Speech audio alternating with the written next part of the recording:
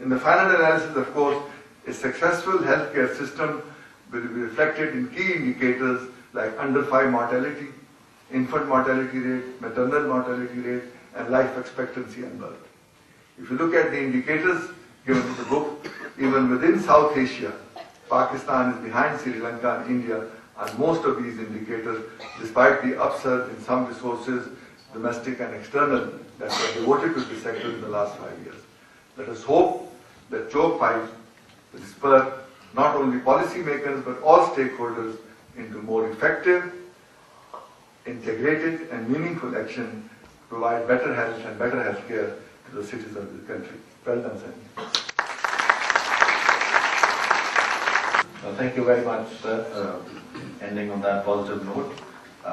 There's definitely that sense of hope that emerges from Choke 5s, and the hope is that eventually the state will develop its capacity to strengthen its system pipes, which can then serve as vehicles for delivering healthcare and streamlining the conduits for targeting welfare of the people of Pakistan. Dr. Sania Nishtar, the author, has emerged over years as one of the most potent and respected, internationally acclaimed voices representing the health sector in Pakistan. I invite her to speak.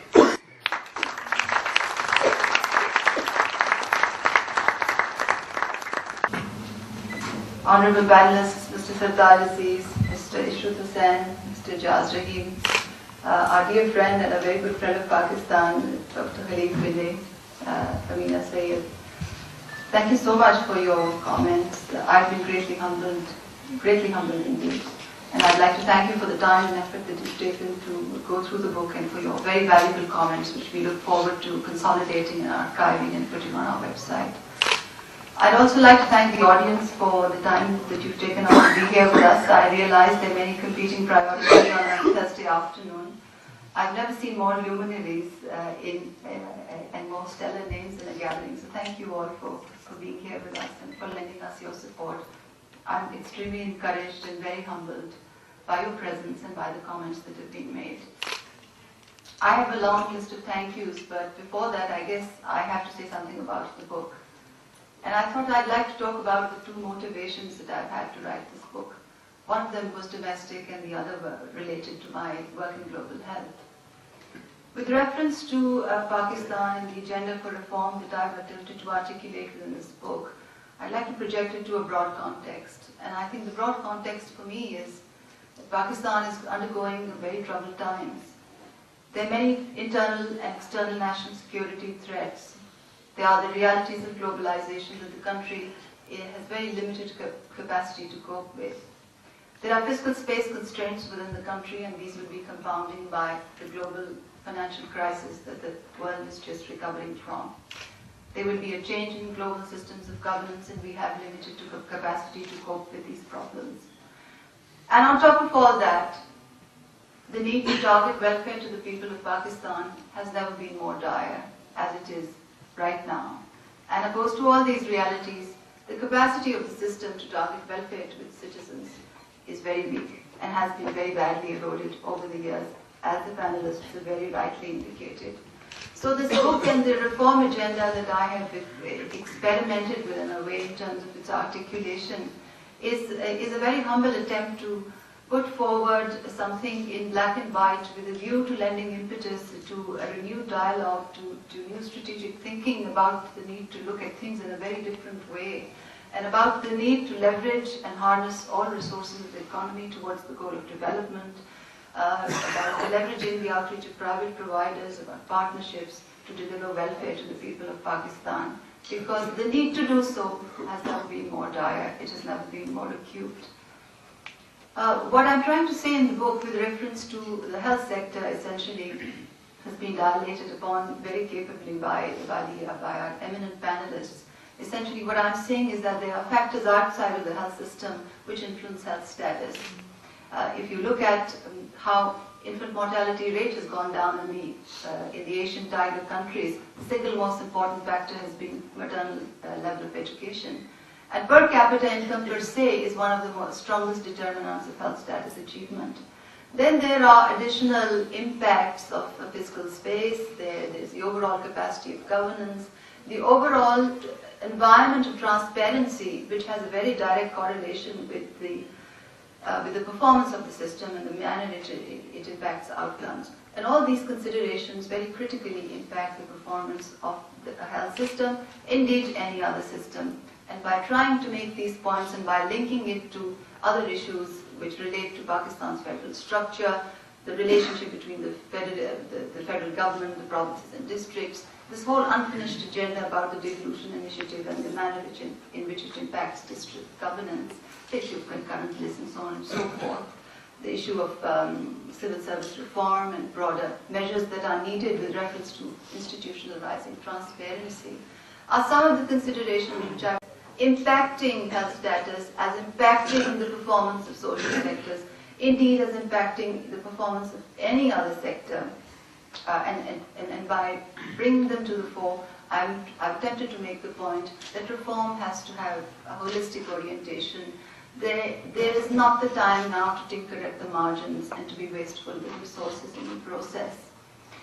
That's one of the things that I wanted to communicate, and from the remarks that the panelists have in their wisdom and what they've made, I seem to get a sense that I have been able to communicate this very clearly. Within the space of the health sector, I've tried to conceptualize a reform agenda, and that again is based on certain pragmatic realities. So I'm not campaigning for something that's not doable. I've tried to advocate to broaden the base of public means of financing. I've tried to talk about management re-engineering of the state's health system and how it can revitalize its own system by leveraging the outreach of private providers and through management engineering in many different ways. I've talked about the role of technology and how it can plug gaps and leakages in many areas, and how it can facilitate information dissemination and continuing education. And then I've talked about the medicines section, and that has been a very difficult piece to write. And I finally thought about taking the issue of spurious drugs as a peg to dilate upon the issue of quality regulation, and then I've talked about price and intellectual property rights regulation as ancillary pieces. And then there are, of course, other chapters, because there are six subject domain chapters and all. And towards the end, I didn't want to end on a theoretical note, and I thought it would be good if I consolidated it into an action plan and phase it out so that it could lend impetus to a very concrete and substantive dialogue on the next steps, should somebody decide to base changes on whatever has been proposed. So this is basically what I try. This basically is what the analysis pointed out. But in coming to a conclusion with reference to the reform side as it relates to the health sector, there were three painful realizations, and I must share those with you today. The first of them related to the fact that in Pakistan, at least in the health sector, which is what I'm a little familiar with, everything has been tested. But with change of governments, things are rolled back, policies are sidelined. There's absolutely no continuity of policy direction. And this has nothing to do with a particular administration or with a particular government or with a particular political party. This is the way the system works. There is no, as a result of lack of continuity of policy direction, it is extremely difficult to institutionalize reform. And I get a sense that this particular systemic constraint is not specific to the health sector. It is across the board in all the state systems. The other painful realization that I had was the complex nature of reform. Reform in the health sector is not something in isolation. You just cannot tinker at the margins and make some technocratic changes and completely ignore what is needed in the space of restructuring frameworks, broadest frameworks of governance, civil service structures, frameworks for public-private partnerships. You cannot be blind to the need to look at broader frameworks that ensure transparency within the system, and others that ensure the functioning of the state at a broader level, this whole issue of separation of powers, the relationships within the federation, and so on and so forth. And again, the capacity within the system to take on complicated reform agendas, cascade them over a period of time, have the level of integrity and oversight to see them through and to see them coming to fruition. And the lack of that has, in a way, been a painful realization for me as I analyzed and as I looked at documents. I've never worked in the public sector system. I come from the private sector.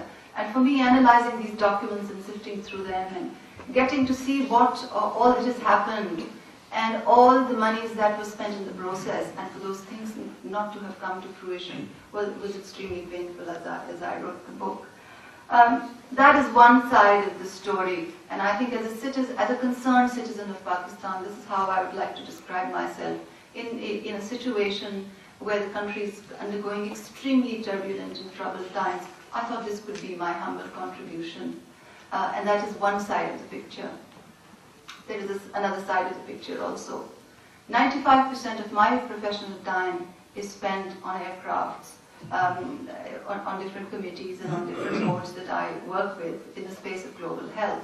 And in the space of global health, there is a transition that some of us are lending impetus to and that some of us are advocating for very heavily.